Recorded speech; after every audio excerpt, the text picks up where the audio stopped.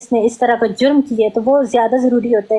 لوگوں کے سامنے آ کے ڈنڈورا پیٹنا یا لوگوں میں کرنا تو یہ ایک طرح کا فہم ہوتا ہے کہ آپ لوگوں کی فین فالوئنگ گین کرنے کے لیے یا اپنی برڈ پہ رش لگا رہے جہاں پہ آپ کو کوئی بھی انصاف نہیں ملنا, جہاں پہ بات میں سے بات نکلے گی اور جہاں پہ بس آپ کا ٹائم ویسٹ ہوگا. تو وہ میں کرنا نہیں چاہتی تھی. تو انہوں نے خود کہا کہ رینجا نے میری ویڈیوز وائرل کرتی ہیں, تو میں نے کہا چلو آ کے بتا دیتی ہوں.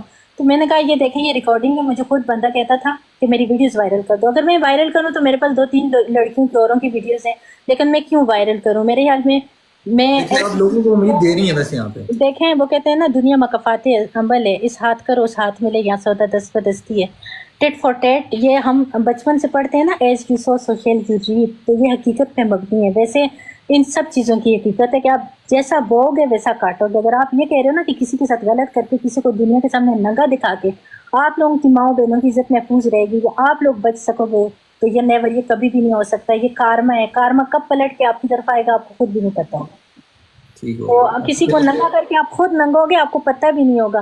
اور یہ ایسی چیزیں ہیں کہ یہ آپ کی اپنی طرف آتی ہیں اور یہ پلٹ کے آتی ہیں, اور یہ دنیا میں آپ خود ان چیزوں کا وہ کرتے ہو. تو میں کبھی بھی نہیں, اس نے جبکہ اگر کرنا ہوتا تب تو میں مناہل ملک کو نہ بولتی, میں مناہل ملک کو جا کے انسٹرکشن نہ دیتی, میں یہاں سے جا کے ایف آئی اے کے منہ میں ہاتھ ڈال کے ایف آئی آر نہ کرواتی, میں پروف نہ دیتی. تو میں نے جو کیا میں پھر بھی کہوں گی, میں نے مناہل ملک کے لیے نہیں کیا, نہ لوگوں کی اپریسیشن کے لیے کیا, میں نے اللہ کی رضا کے لیے کیا کہ ایک چیز میرے پاس ہے تو مجھے اللہ اس کا اجر دے گا, اور وہ چیز میں اللہ سے ہی اجر کی طلبگار ہوں.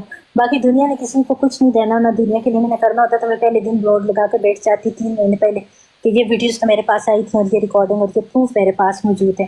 میں بھی یہ چیز تب میں نے کی کہ میرا نام لیا گیا اور بار بار لیا گیا, تو میں نے کہا کہ کیوں نہ سچ بتاؤں. آپ اسی انسان کو نا, ایک میرے ساتھ ایک چیز جڑی ہوئی نا کہ عظیم نے فلاں فلاں فلاں کی ویڈیوز وائرل کر دی. ہاں میں نے کی ویڈیوز وائرل, لیکن میں نے عام عوام پبلک کی نہیں کی, میں نے کسی غریب لڑکی کی نہیں کی, میں نے پولیٹیشینس کی میں نے ایسے لوگوں کی جن کا کرنا فرض تھا, جو کہ وہ کہتے ہیں نا کہ جو ہمارے رائی تھے, جو ہمارے اوپر جو ہیں تو جن کے ہم تابع آتے ہیں اور جو ہمارے اوپر رائی بن کے بیٹھے ہوئے ہیں, میں نے ان کی حرکتوں کو بے نقاب کیا, اور اس پہ میں اتنی بھی شرمسار نہیں ہے. میں نے کیا, میں نے بہت اچھا کیا, مجھے کوئی شرمسار نہیں ہے. ایسے لوگوں کی کرنی چاہیے تھی, لیکن عام کسی لڑکی کی, کسی پبلک کی, عام کی کسی ویڈیوز کو میں وائرل کروں تو پھر مجھ پر لعنت ہو. ایسے لوگوں کے ساتھ میں غلط نہیں کر سکتی. ہاں اگر کوئی اکابر, کوئی ظالم آپ کے اوپر فرعون بن کے بیٹھے ہوئے ہیں, لائک آپ کے ایسے لوگ کہ جن کی جو ہمارے ملک کو چلا رہے ہیں, جو اپنے آپ کو ہمارے ملک کا کارساز سمجھ رہے ہیں, تو اگر وہ اتنے ہپوکرائٹ ہیں یا وہ گلیز ہیں تو ان کو بے نقاب کرنا پھر آپ کر ابھی تک آپ نے یہ کہا کہ باقی بھی کوئی ٹک ٹاکرز ہیں جن کی ویڈیوز پڑی ہوئی ہیں آپ کے پاس, اور باقی بھی کچھ ایسے لوگ ہیں جن کے ویڈیوز ہیں. کیا کسی پولیٹیشین کی ابھی بھی ویڈیو ہے, کوئی ہیں آپ کے پاس جو پارٹ 2 پارٹ 3 آنا؟ میرے موبائل ہی میرے پاس نہیں ہے, میرے موبائل ہی مجھ سے لے لیے تھے میرے آخر میں نے موبائل ہی لے لیے بس. کیا مریم اب لوگوں کو یہ بتا رہی ہے نا, اب آپ کے پاس 3 ویڈیوز پڑی ہیں, ٹھیک ہے, اور بعد میں مجھے ان باکس میں نے جب یہ کیا تو مجھے تو اتنے برے طریقے سے دبئی میں پارٹی کے اندر سے آ کے ایسے خفیہ لوگ اٹھا کے لے کے چلے گئے تھے, مجھے تو خود پتہ نہیں تھا میں کہاں کیا کی ہوں. میرے تو موبائل ہی انہوں نے لے لیے تھے, ان کا مقصد ہی یہ تھا. انہوں نے تو میرے پڑا تھا نہیں, میرے پاس جو تھا تو میرا تو مشن عام عوام کو تنگ کرنا ہی نہیں ہے نا. میں کیوں کسی عوام کو تنگ کروں؟ میں پبلک کے ساتھ کبھی بھی جو ہے تو وہ میں جنگ, آرٹسٹ پبلک فگر ہوتا ہے نا, وہ تو ظاہر سی بات ہے پبلک کو سپورٹ کرتا ہے. مطلب جن لوگوں کے ساتھ میری جنگ تھی تو وہ ایسے لوگوں کے ساتھ ٹکر کی جنگ تھی کہ وہ لوگ میرے ساتھ کچھ بھی کر سکتے تھے. تو ان لوگوں نے تو اپنے آپ کو سیو کرنا تھا نا, اس میں کیا کہہ سکتے ہیں. ٹھیک ہو گیا. اچھا, دوسرا یہ کہ عوام آپ کو شیخ رشید کے ساتھ بہت جوڑتی ہے. تابش کے شو میں آپ نے بیٹھ کے اسے کال بھی کر دی تھی. آپ کے تعلقات شیخ رشید صاحب کے ساتھ میری بہت اچھی دوستی تھی. شیخو نام سیو کیا ہوا آپ نے, ایڈی محبت. شیخ صاحب کے ساتھ میری اچھی دوستی تھی. اب بھی تعلقات بحال ہے, بات ہوتی ہے. شیخ صاحب مجھے پسند نہیں تھی. I like Sheikh Rashid. اچھا, ایک سائڈ پہ اگر عمران ہاشمی ہو, ایک سائڈ پہ شیخ رشید ہو, آپ کس کو چوز کرنا پسند کریں گے؟ شیخ رشید کو چوز کروں گی کیونکہ شیخ رشید کا میرا نمک کھایا ہوا ہے, تو میں شیخ رشید صاحب فیوریٹ ہے میرا. مفتی عبدالقوی نہیں پسند آپ کو؟ نہیں, ان کے ساتھ بھی اچھا تعلق تھا آپ کا؟ نہیں, مفتی قوی کے ساتھ میرا کبھی بھی اچھا تعلق نہیں تھا. مفتی قوی خود ہی میرا نام لیتے تھے ہر جگہ پہ. پھر لیکن مجھے یہ سارا کچھ کرنے کے بعد ایک چیز سمجھ آئی کہ مفتی قوی جو ہے نا وہ سچ میں ذہنی مریض ہیں. لائک آپ ان کو برا بھلا کہتے ہیں یا کچھ بھی کہتے ہیں, ان کے ذہن میں کہیں کچھ ایسا ہے کہ وہ خود کو سمجھ ہی نہیں پا رہے. ان سے کوئی نہ کوئی بلنڈر ہوتا رہتا ہے. نفرت بھی نہیں ہے لیکن پسند بھی نہیں ہے. ایسا ہو کہ میں کہوں کہ مجھے ان سے نفرت ہے، نہیں، نہ مجھے وہ اچھے لگتے ہیں نہ مجھے وہ برے لگتے ہیں. میں ان کے بارے میں یہی کہوں گی کہ وہ بیچارے ذہنی مریض ہیں، اللہ تعالیٰ ان کو شفائے کاملہ عاجلہ مستقرہ عطا فرمائے. اللہ تعالیٰ ان کو صحت بزرگ ہیں، لیکن بہت بزرگ بھی آپ سے ڈرتے ہیں نا یہ بھی مسئلہ ہے نا. میں بس کیا کہہ سکتی. اچھا، یہاں پہ ایک اور بات میں کرنا چاہوں گا. حریم شاہ کو بہت سے لوگ پیار کرتے ہیں، ٹھیک ہے؟ حریم شاہ کو کبھی کسی سے محبت ہوئی؟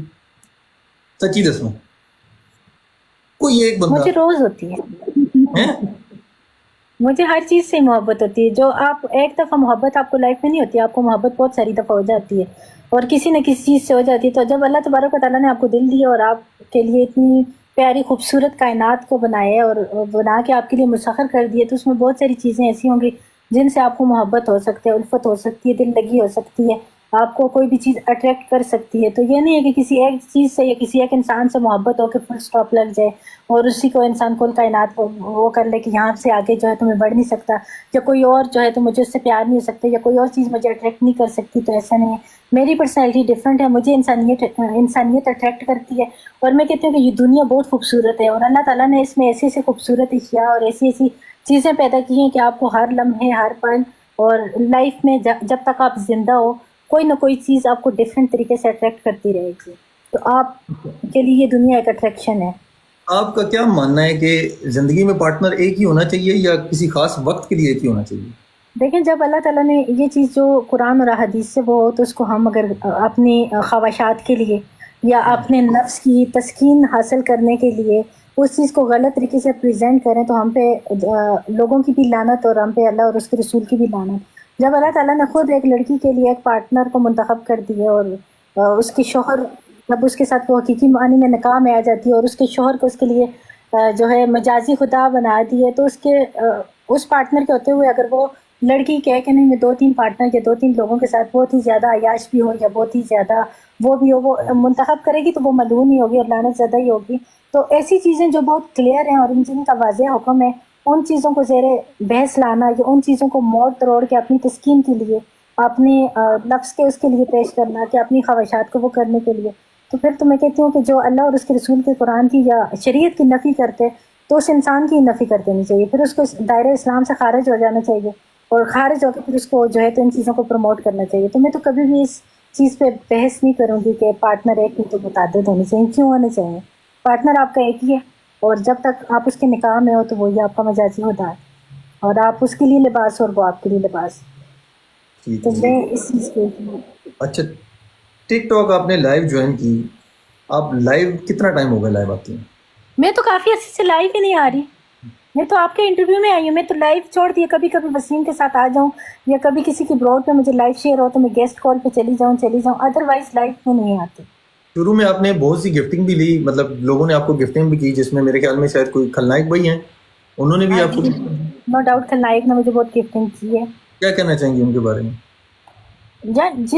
میں تو ہر ایک اس انسان کے لیے کچھ بھی برا نہیں کہوں گی جس کے میرے ساتھ اچھے تعلقات رہے ہوں، جس نے چاہے کبھی مجھے ایک پھول ایک دل یا کچھ بھی آ کے ہمارا ہو یا کوئی بھی مجھے کہیں پہ بھی سپورٹ کی ہو. وہ نمک حرام لوگ ہوتے ہیں جس کا کھاتے ہیں اور اسی میں چھید کرتے ہیں یا اسی کو وہ کریں.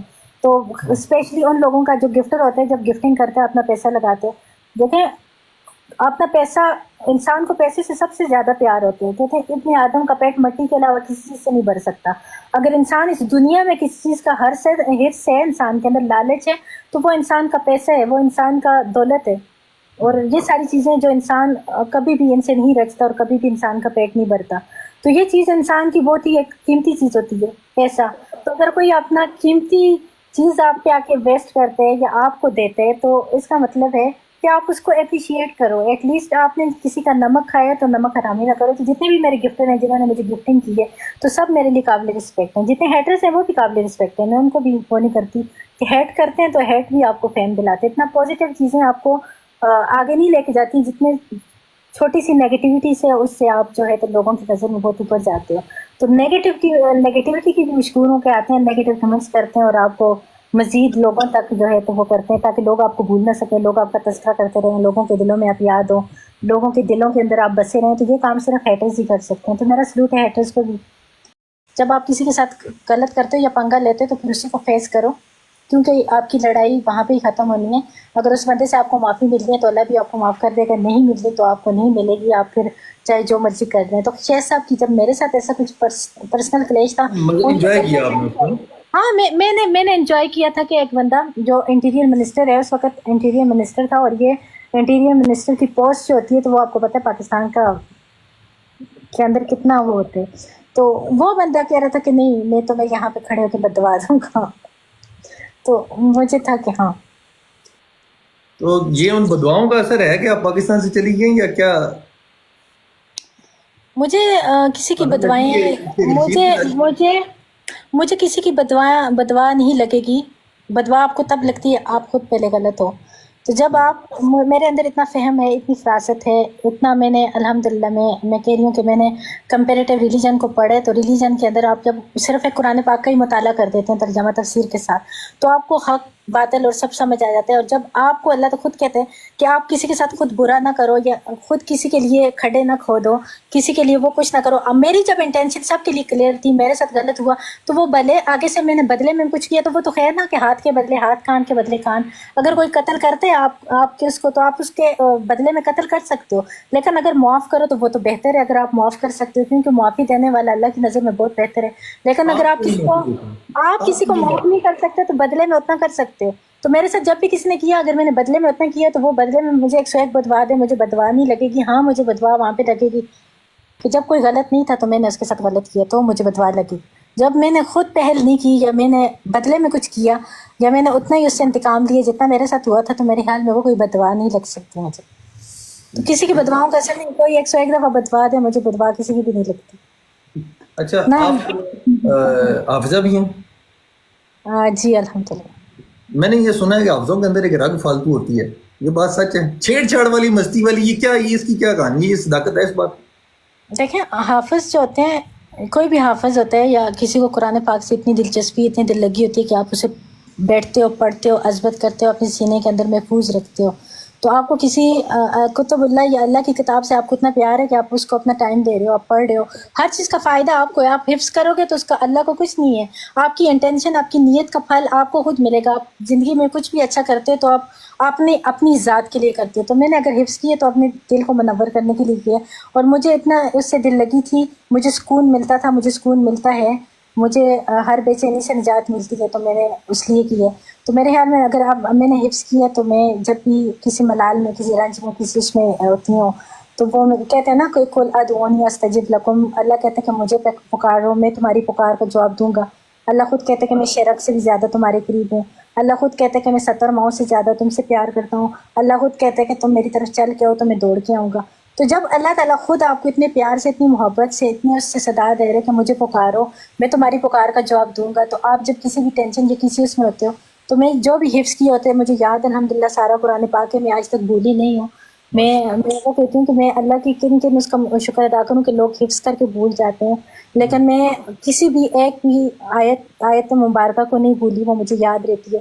جب بھی کوئی غم، کوئی مشکل، کوئی خوشی یا کچھ بھی ہو تو میں ہمیشہ ان دعاؤں کو وہ کرتی ہوں، اور میرے دل کو اتنا سکون ملتا ہے، وہ سکون ملتا ہے کہ میں اس سکون کو یہاں پہ بیان نہیں کر سکتی.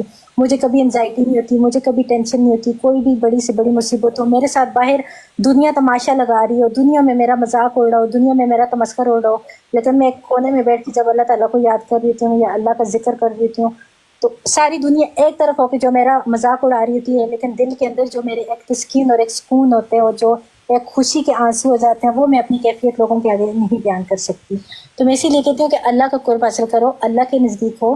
جب آپ کو کوئی ڈنڈے مارے، پتھر مارے، بےزتی کرے، کچھ بھی کرے، آپ اللہ کی طرف دوڑو، وہاں سے ہی آپ کو سکون ملتے ہیں، بجائے اس کے کہ آپ لوگوں کی چپلوسیاں کرو، لوگوں کی ٹیسیاں کرو، لوگوں کو اٹھاؤ، لوگوں کے آگے سجدہ ریز ہو یا لوگوں سے مدد کے طلبگار ہو. آپ کو کوئی مدد نہیں ملتی.